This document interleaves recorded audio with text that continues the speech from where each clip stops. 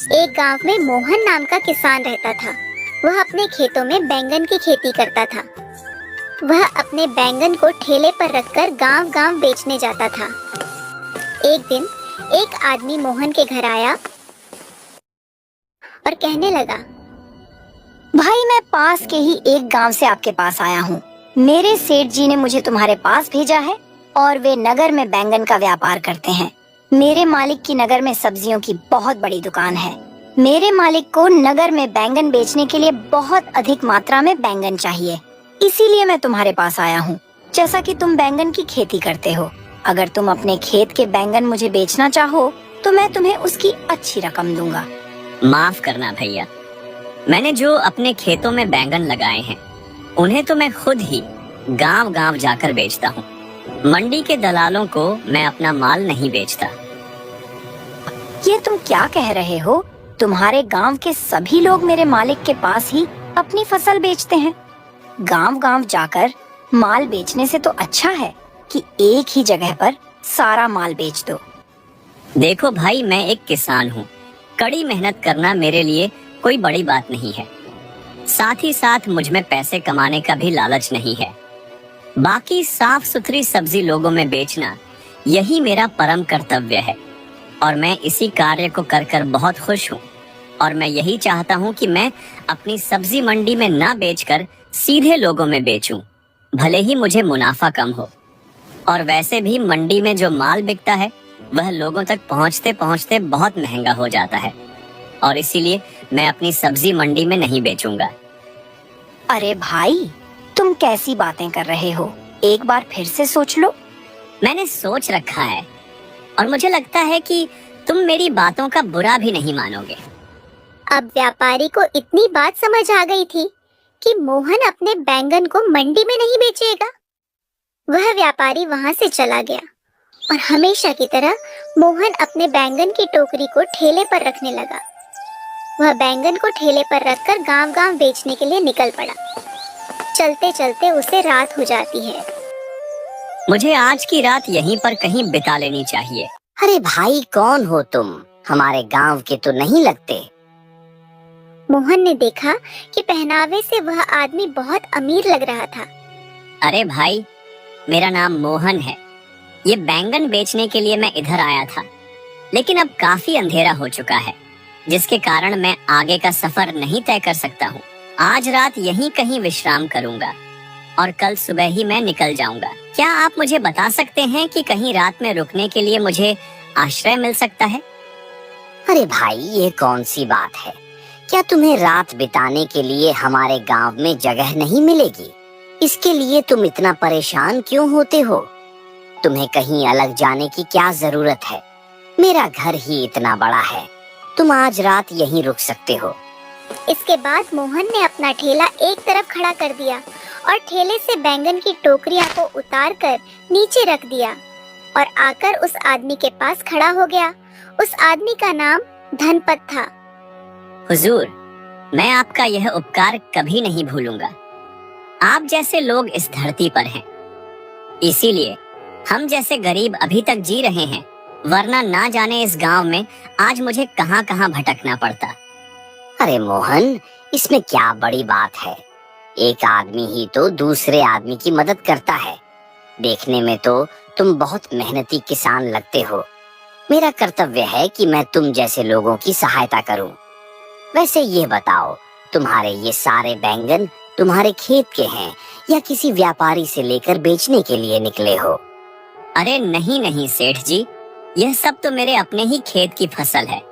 व्यापारी से खरीद कर बेचूं, मैं इतना भी बड़ा आदमी नहीं हूँ।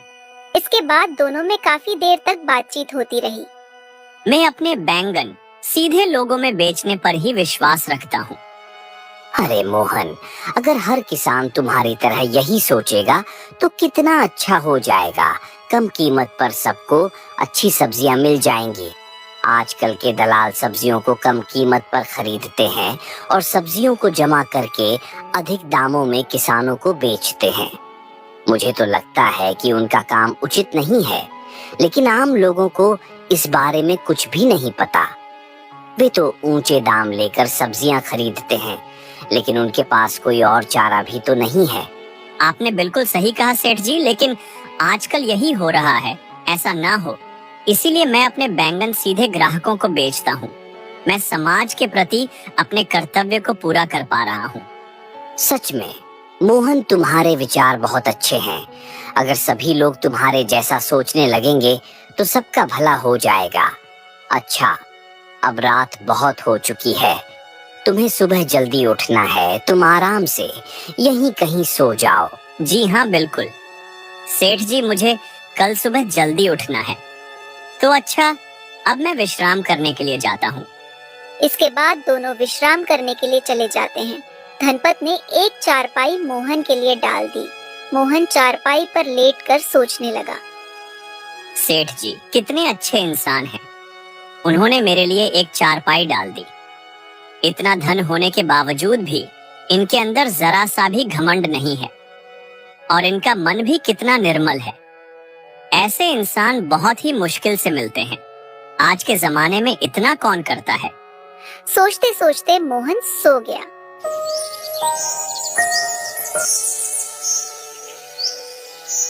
अगली सुबह चिड़ियों की चहचहाहट से मोहन की नींद खुली। सेठ ने अपने घर पर आश्रय देकर मुझे बहुत मदद दी है। इसके बदले में मैं कुछ बैंगन उन्हें भी दे दूं। जब मोहन अपनी बैंगन की टोकरियां के पास पहुंचा तो उसने देखा, यह क्या, मेरी बैंगन की टोकरियां खाली क्यों हैं? जरूर ही इसमें से किसी ने कुछ बैंगन निकाले हैं। वह तुरंत ही घर के मालिक सेठ धनपत के पास पहुंचा और कहने लगा, मैंने रात को जो यहाँ पर बैंगन रखे थे उसमें से आधे बैंगन गायब हैं। क्या आपको इसके बारे में कुछ पता है? ये तुम क्या कह रहे हो? तुम्हारे सामने ही तो मैं अंदर जाकर सो गया था और तुम मुझ पर ही शक कर रहे हो। मैंने तुम्हें अपने घर में आसरा देकर बहुत बड़ी गलती कर दी। यह सुनते ही मोहन को समझने में जरा सी भी देर नहीं लगी कि सारे बैंगन को धनपत ने ही चुराया है। मोहन बहुत क्रोधित हो गया और कहने लगा, तुमने पहले मेरा विश्वास जीता और फिर मेरे साथ विश्वासघात किया। मैं तो तुम्हें बहुत अच्छा इंसान समझ रहा था, लेकिन तुम तो बहुत चालबाज और धोखेबाज इंसान निकले।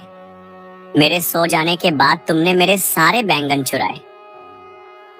तुम्हारा दिमाग तो ठीक है मोहन, जिस थाली में खाया उसी में छेद करते हो। मैंने तुम्हारी सहायता की और तुम मुझी पर शक कर रहे हो। सच में मेरी ही गलती है जो मैंने तुम्हें अपने घर में आसरा दिया और बेवजह मुसीबत मोल ले ली। रात में तो तुम्हारी बातों से लग रहा था कि तुम ईमानदार इंसान हो, लेकिन तुम तो एक नंबर के बेईमान निकले। तुम्हें अपने घर में आसरा देकर मैंने बहुत बड़ी गलती कर दी। पहले तो तुम चोरी करते हो, इसके बाद सीना जोरी करते हो। झूठ मत बोलो और चुपचाप मेरे बैंगन लौटा दो, तब फिर मैं यहाँ से चला जाऊंगा। अच्छा, तो तू मुझे धमकी दे रहा है? चुपचाप शराफत से यहाँ से निकल जा, वरना तुझे धक्के मारकर यहाँ से निकालूं। सेठ धनपत की यह बात सुनकर मन ही मन सोचने लगा, अब इससे बात करना बिल्कुल ही बेकार है। मोहन ने अपने सभी बैंगन की टोकरियां को ठेले पर लादा और वहां से निकल गया। मोहन वहां से निकल के सीधे सरपंच कन्हैया लाल के पास पहुंचा और मोहन ने बीती रात की सारी कहानी सरपंच कन्हैया लाल को सुनाई। अगर तुम्हें लगता है कि तुम्हारे सारे बैंगन सेठ धनपत ने चुराए हैं, तो मैं तुम्हें उन्हें वापस दिलवा दूंगा। लेकिन जैसा कि तुमने बताया कि वह बहुत अमीर आदमी है, तो एक अमीर आदमी तुम्हारे बैंगन क्यों चुराए? कहीं ऐसा तो नहीं तुम्हारे बैंगन किसी और ने चुराए हैं? नहीं सरपंच जी, मुझे पक्का यकीन है यह काम किसी और का नहीं बल्कि सेठ धनपत का ही है। सरपंच कन्हैया लाल ने अपने एक नौकर को बुलाया। बिरजू, जाओ और सेठ धनपत को यहाँ बुलाकर लेकर आओ। जब सेठ धनपत सरपंच कन्हैया लाल के घर पहुंचा तो वहां मोहन को पहले से ही देखकर वह तिलमिला उठा। सरपंच जी, मैं बिल्कुल ही निर्दोष हूँ। मैंने तो इस किसान की मदद के उद्देश्य से आश्रय दिया था, लेकिन यह उल्टा मुझ पर ही इल्जाम लगा रहा है। भला मैं इसके बैंगन क्यों चुराने लगा, मेरे तो खुद के खेत में ढेर सारे बैंगन लगे हुए हैं, लेकिन यह एहसान फरामोश मुझ पर ही ऐसे आरोप लगा रहा है। मुझे नहीं पता, मुझे भी ऐसा ही लगता है, लेकिन चोरी तुम्हारे घर से हुई है तो जवाब भी तुम्हें ही देना पड़ेगा। सुनो धनपत, तुम्हारे खेत में जो बैंगन उगे हैं उनमें से 1-2 बैंगन लेकर यहाँ आओ। सेठ धनपत बैंगन लेने के लिए अपने खेतों को चला जाता है और सरपंच जी मोहन से फिर से चोरी की जानकारी लेने लगते हैं। कुछ देर बाद सेठ धनपत अपने खेतों से बैंगन को लेकर वहाँ आ जाता है। ये लीजिए सरपंच जी, मैं अपने खेतों से बैंगन ले आया हूँ।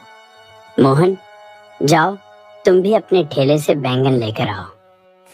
मोहन भी अपने ठेले से बैंगन ले आता है। वहाँ पर गांव के और भी लोग मौजूद थे। सरपंच जी ने गांव के एक आदमी की तरफ इशारा करते हुए कहा, इसका नाम माधव है और यह तरह तरह की सब्जियों का पारखी है। सब्जियों की गुणवत्ता को यह बहुत अच्छे से परख लेता है, इसीलिए मैंने इसे यहाँ बुलाया है ताकि यह बैंगन की अच्छे से जांच परख कर ले। माधव, क्या तुम इन बैंगन की जांच करके यह बता सकते हो कि यह बैंगन एक ही खेत के हैं या अलग अलग खेतों के हैं? माधव ने बैंगन को बहुत ठीक से देखा और कहने लगा, इन्हें देखकर तो कोई फर्क नहीं लगता। इन्हें छक कर इनके स्वाद से पता लगाया जा सकता है। सरपंच के कहने पर माधव ने सेठ धनपत के लाए हुए बैंगन को काटा और उसे छका। जैसे ही माधव ने वह बैंगन खाया, उसके हाथ पैर छटपटाने लगे और वह बेहोश होकर वहीं गिर गया। यह देखकर सब आश्चर्यचकित हो गए। सरपंच जी ने पास में ही खड़े एक आदमी से कहा, हरिदास, तुम तो वैद्य हो, तुम माधव को देखकर बताओ कि क्या हो गया है। उस व्यक्ति ने माधव की नब्ज देखी और कहने लगा, इस बैंगन में तो जहर था, इसीलिए इसे खाते ही माधव बेहोश हो गया। इसके प्राण भी जा सकते हैं। इसे तुरंत मेरे घर ले जाना पड़ेगा। इसके बाद कुछ लोगों की सहायता से वह व्यक्ति माधव को अपने घर लेकर गया। ये क्या धनपत, तुम लोगों को मारना चाहते हो? तुमने अपने खेतों में जहरीली बैंगन लगाए हैं। इसके पहले भी मैंने एक मामला सुना था जिसमें एक व्यक्ति की जहरीला बैंगन खाने से उसकी मृत्यु हो जाती है। जरूर ही वह बैंगन तुमने उसे दिया होगा। अब तुम्हारे ऊपर चोरी के साथ साथ हत्या का भी मामला जुड़ जाएगा। यह सुनकर सेठ धनपत घबरा गया और वह सरपंच जी को घर के अंदर ले गया। सरपंच जी, मुझे माफ कर दीजिए। ये बैंगन मेरे खेत का नहीं है। ये बैंगन तो उस किसान मोहन के खेतों का ही है। उसके ही खेतों के बैंगन जहरीले हैं। अगर मुझे यह पता होता तो मैं कभी नहीं बैंगन चुराता। अगर किसी को सजा देना है तो मोहन को दीजिए, क्योंकि वही दोषी है जो जहरीले बैंगन बेचता है। अगर आप मुझे बचा लेंगे तो मैं आपको बहुत सारा धन दूंगा। एक तो तुमने चोरी की है और ऊपर से मुझे घूस देने की बात कर रहे हो, और तुम मोहन को बलि का बकरा बनाना चाहते हो। मुझे तो पक्का यकीन हो गया है कि इसके पहले भी तुमने कई अपराध किए होंगे। इसी बीच वहाँ पर मोहन वैद्य जी और माधव आ पहुँचे, जिसे देखकर सेठ धनपत चौंक गया और कहने लगा, अरे यह तो बिल्कुल ठीक है। इसे तो कुछ नहीं हुआ है, और अगर हो भी जाता तो इसमें मेरा कोई कसूर नहीं था। ये बैंगन तो इस किसान मोहन का था जो मैंने चुरा लिया था, इसलिए मुझ पर किसी की हत्या का अपराध नहीं लग सकता है।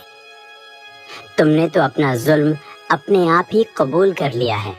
तुम अपना जुल्म कबूल कर लो, इसीलिए हम सब ने मिलकर यह नाटक किया था। माधव कोई सब्जियों का झाता नहीं है और मोहन के पास कोई सबूत नहीं था, इसीलिए हम लोगों ने यह नाटक किया। तुमने जिस आदमी को मोहन के घर थोक में सब्जियों को खरीदने के लिए भेजा था, मोहन ने उसे तुम्हारे घर में काम करते हुए देख लिया था, और यह बात मोहन ने मुझे पहले ही बता दी थी। मोहन ने तुम्हारे भेजे हुए व्यक्ति को बैंगन नहीं बेचे, इसीलिए तुमने मोहन को अपने घर के सामने रोका और उसे आश्रय देने का नाटक किया। तुम्हारे जैसे मंडी के नीच दलाल ऐसा काम करेंगे? मैंने तो ऐसा सोचा ही नहीं था भाई। धनपत दयाल, मुझे तुम जैसे नीच से मदद नहीं चाहिए। तुम जैसे घटिया दलालों की वजह से ही लोगों का नुकसान होता है। अगर किसी मंडी के दलाल ने किसी किसान को नुकसान पहुंचाने की कोशिश की तो उसे बहुत भारी दंड दिया जाएगा।